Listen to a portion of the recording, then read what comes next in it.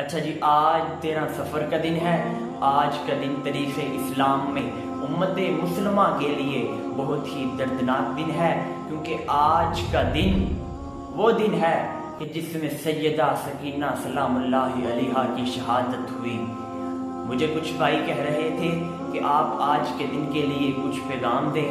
میں دعا دیتا ہوں کہ اے مالک ارض و سما، جن لوگوں نے مجھے سیدہ سکینہ سلام اللہ علیہا کی شان بیان کرنے کے لیے کہا، اے مالک ان کو سیدہ سکینہ سلام اللہ علیہا کے وسیلے سے ان کی ہر ایک دعا کو درجۂ قبول دینا۔